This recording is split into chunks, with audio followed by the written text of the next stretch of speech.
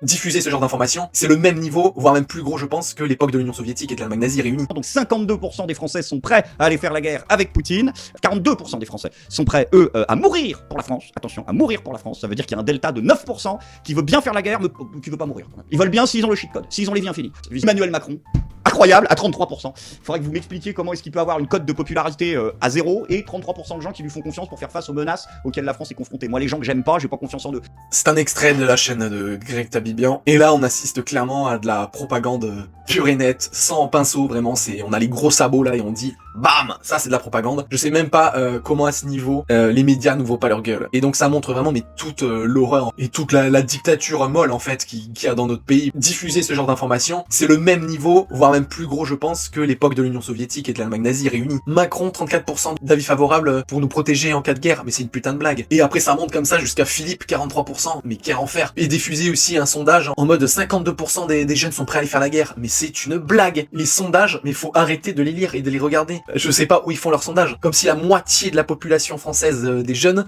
voulait aller à la guerre. C'est absurde, mais vraiment, on est manipulé. Maintenant, faut vraiment arrêter de critiquer la Corée du Nord, la Russie, la Chine et compagnie. Hein. On est au même niveau qu'eux. Non, la seule différence, c'est qu'il n'y a pas les armes et la prison encore, pour l'instant. Hein. On a le droit, là, comme moi, de faire une vidéo pour critiquer, sinon j'irai en prison ou quoi. Mais c'est la seule limite, parce que sinon, tout le reste, on est au même niveau qu'eux. C'est vraiment, mais pitoyable. Il est libre et responsable. Libre et responsable, oh putain, les deux mots qui puent dans la même phrase. C'est ça le positionnement d'Horizon aujourd'hui. Libre et responsable. On a un modèle social auquel nous sommes tous attachés, mais qui va devoir s'adapter à une réalité qui est celle que l'on connaît aujourd'hui. Devoir se défendre et se protéger sans les Américains, parce que c'est ça qui va nous arriver. Arrêter de raser gratis, de vivre au-dessus de nos moyens. Mais en tout cas, ça ne peut pas être non plus les canons, le beurre, l'argent du beurre et la crémière. Ça, c'est plus possible. Bah on va se passer de la crémière alors à ce moment-là, hein, parce qu'elle nous casse les couilles, la crémière payée avec mes impôts depuis 40 ans, raconter n'importe quoi à la télé, hein. Vous êtes sûr que vous aviez vraiment recherché toutes les pistes possibles d'économie? Vraiment, entre nous. On emmène ensuite dans un des lieux les plus renommés du Sénat. Bonjour. Le restaurant. Il est réservé aux sénateurs et à leurs invités. 50 personnes y travaillent midi et soir. La plupart des chefs ont été élus meilleurs ouvriers de France. Le menu change tous les jours et fait honneur aux produits les plus nobles des terroirs français. Voilà la carte, restaurant du Sénat. Vous avez des plats, alors évidemment, hachis parmentier de bœuf, foie gras fumé, d'eau de cendre rôti à la moelle, fondue d'épinards, beurre rouge. Et ça continue, hein, des gens là qui sont en train de véhiculer de l'angoisse, d'un climat anxiogène. Oui, il va falloir faire gaffe aux Américains, on va falloir se défendre tout seul, etc. Mais putain, la Russie, elle en a rien à foutre de la France. Et si on n'avait pas été justement les chiens des Américains, on aurait toujours une bonne relation avec eux. Et là, enfin, comme si la Russie allait envahir l'Europe de l'Ouest. Mais c'est n'importe quoi. On essaye de nous faire peur. Il y a absolument aucun risque qu'on soit en guerre, à part si c'est nous, les Européens, et les Français en particulier, qui attaquons vraiment et provoquons Poutine. Si on ne fait rien, il va rien nous faire. Donc vraiment, mais c'est scandaleux. On est déjà dans la merde économiquement, et leur but c'est de nous mettre encore plus dans la merde. Ah bah ouais, mais il faut bien faire des efforts, parce qu'on va aller en guerre contre Poutine. Quel enfer, quoi. Puis c'est clair que quand ils nous parlent d'efforts, hein, quand on voit le restaurant du Sénat, vous avez vu le menu de Fouca, avec des chefs étoilés, meilleurs ouvriers de France, avec des plats de malades. Vous savez combien ils payent le menu? 16 balles. Ça, vous allez dans la rue normale, c'est 130 balles minimum, un menu comme ça, voire même plus, hein, ça peut monter dans les 200 ou 300 balles. Là, ils payent 16 balles. C'est-à-dire que tout le reste de la somme qu'ils ne payent pas, bah c'est nous qui payons. Collectivement, le peuple français est en train de donner des sous à ces mecs qui mangent dans des putains de trucs luxueux. En fait, on est au temps de la monarchie, hein, les paysans donnent leur vivre pour le roi. Vraiment, c'est une horreur. Et Je pense qu'il faut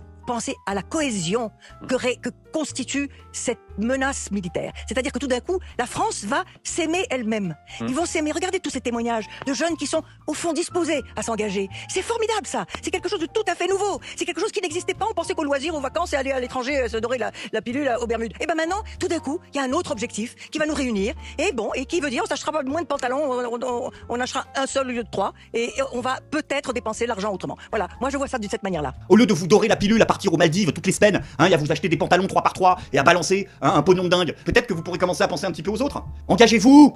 C'est pour l'amour de l'autre, dans la haine du russe. Vous n'arrivez pas à comprendre? Waouh, mais vraiment ça fait peur. Hein. Alors la vieille là, elle est en train de nous dire putain, on pensait qu'aller en vacances et machin. Là maintenant, enfin, on va avoir l'amour du pays pour se battre contre l'ennemi. Mais c'est une putain de blague. Alors déjà, sans déconner, oui, on pensait qu'à acheter des vêtements ou aller en vacances, parce que c'est le privilège que les Occidentaux ont. Et j'avoue que c'est une chance incroyable hein, qu'on ait vécu jusque là dans un climat de paix. Donc qu'est-ce que tu veux nous casser les couilles à vouloir faire la guerre et tuer des gens? Il me semblait que le but de l'humanité, de l'évolution, c'était d'aller vers un climat de paix globalisé et d'entente harmonieuse. C'était pas de s'entretuer. Donc là en fait, elle est en train de dire que c'était bidon de vouloir aller en vacances et d'être en paix, et que le mieux, c'est d'être à fond nationaliste pour buter l'ennemi. Mais c'est une dinguerie ce qu'elle dit. Par contre, je l'invite dans ce cas-là à mettre un casque et à prendre un fusil et à y aller. Bah oui, parce que c'est facile hein, d'avoir ce discours belliqueux quand toi t'es derrière dans ton appartement à rien foutre. Tous ces gens-là qui ouvrent leur gueule en disant qu'il faut aller se battre, que c'est bien nanana et tout, ça doit être les premiers au front. Ils doivent être en première ligne. Bah oui, parce que tu peux pas prôner quelque chose et te cacher derrière après. Enfin, vraiment, c'est aberrant quoi. Horrible.